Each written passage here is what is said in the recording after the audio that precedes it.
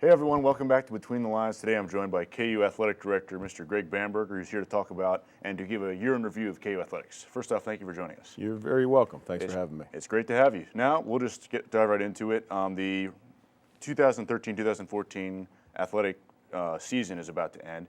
Just what's been your proudest moment of the season?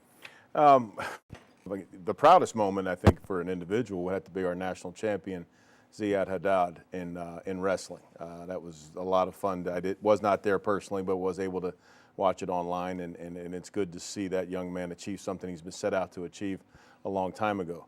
As a department, we've had a lot of success with different teams, different levels of success.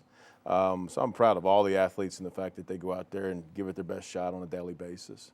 That's great. And how do you feel they represented the school and the athletic department this year?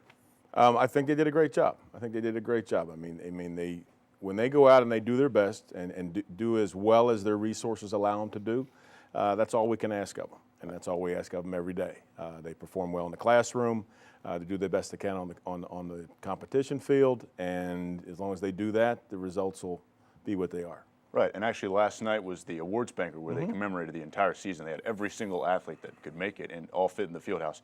How did it go, and what kind of awards were given out? It went very well. It's an annual thing that we do. It's always the last week of classes on Tuesday of the last week of classes. We honor our seniors. We give out a senior award to everybody that's a senior in every program. We also give out a senior scholar athlete of the year, a male and female, and we do a senior athlete of the year, male and female. We recognize their academic achievements, we recognize their athletic achievements. And one thing we added a few years ago, which we really like, is we have a senior student athlete speaker. We have one of the seniors that we select to come up and just put their 4 years into some words.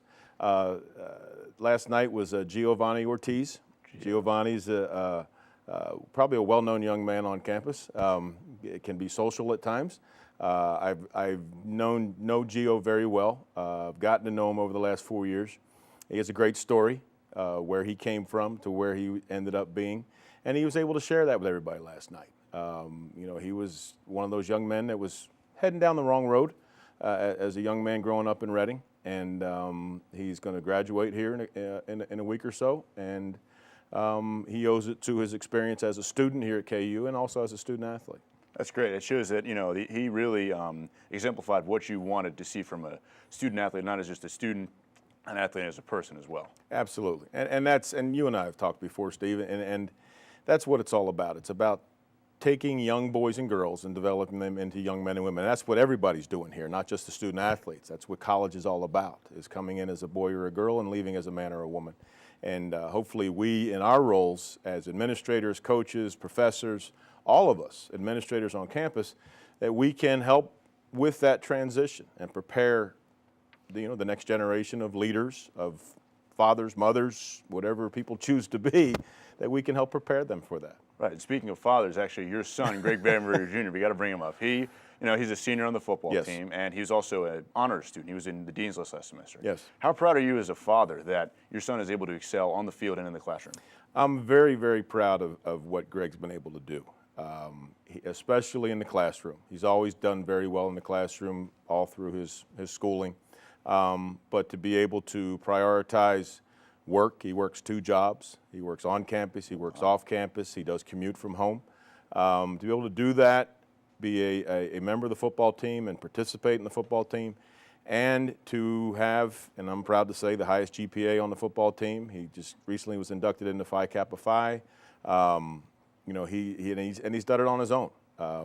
He's funded his education on his own, and I'm real proud of his development over the past 4 years and 5 years through his college years. That's great. So did he pick to come here, or did you kind of tell him, hey, I'm here when I come with us? No, and actually I have 3 children, and my third has decided to also not come here. But Greg actually spent his first semester at Shippensburg, and where his older sister went to school and recently graduated from.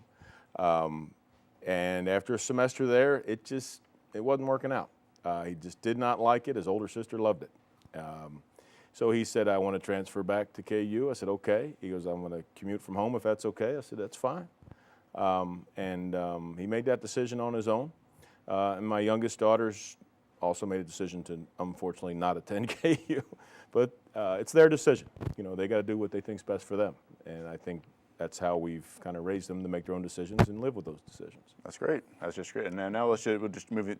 We're going to change the subject. Okay. As athletic director, you said it's very hard to watch over all of the athletes. There are hundreds of them in lots of sports. What challenges do you face as an athletic director?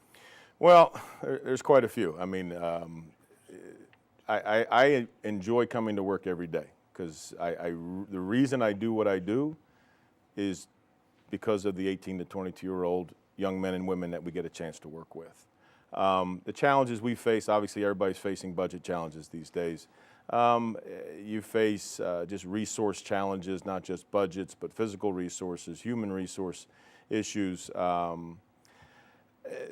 Those things get difficult at times, when you have outside influences that think they would like to be more involved in the development of their son or daughter than they should be. I mean, that's our job to help these young men and women grow and develop. So sometimes you have outside influences, and I'll leave it at that want to get involved in what we're doing here. Those things get difficult. But the biggest thing is just trying to make sure on a daily basis I can try to provide the resources to the coaches, to the programs, to the student athletes so they can be as successful as they can be. And that's our daily challenge. And you've done a great job so far. You've kept the program very clean. And that's one of the biggest challenges probably as an athletic director because actually, as I'm sure you've heard of, Cheney University, they are in the midst of a self-imposed probation they put themselves on when they had, I believe, students weren't registered with the Eligibility Center. Right. What do you do as an athletic director to avoid, any of those transgressions and to maintain academic integrity? Well, it's not just academic integrity, it's integrity period, actually. We have my associate AD, Michelle Gober, is ultimately responsible for NCAA compliance, but it's really everybody's job. The coaches know they have a role in it. The student athletes have a role. There are a set of rules that we have to follow. As far as eligibility, participation, the number of hours they can work during a week, when they can do those things. And it's basically just establishing a climate of, yes, this is the rules we're going to follow. And when we make a mistake, which does happen, if we're not reporting secondary violations to the NCAA, then we're not doing our job in compliance. And as long as we're doing that, because mistakes are going to happen. You are going to participate in an event during the time period you should have. There's dead periods. There's other different things that at different times of the year that we have to follow. And sometimes mistakes happen. A coach may see somebody outside of a live recruiting time for no other reason than an oversight. And it happens. And we report those things. But I think we have established a climate of compliance where people know this is the rules and this is what we need to follow, and when we break the rules that we do report those, and that's the biggest thing, knowing that and if we have to impose sanctions, we do. And we've had a few things that have happened, nothing major, and we impose sanctions and move forward because those mistakes do happen. Right, and that's just like you said, it's the nature of the beast. That's just what happens when you have such a big athletic department here. And now, like you say, moving forward, it's been a great year this year in KU athletics. What do you want to build on and improve on next year for the program? Well, obviously, you want to maintain the consistency that we have in a lot of our programs. We want to make sure that always trying to improve, as I said before, the resources that the student athletes have and the coaches have. I mean, that's a constant battle. But you want to make sure that the coaches are able to maintain what they've been doing. We've got a brand new football coach who came in 3 days before spring practice started, so he's still trying to figure out a lot of things, and obviously trying to get the foundation of that program rebuilt that Coach Monica had established for us a few years ago. And the other one's just trying to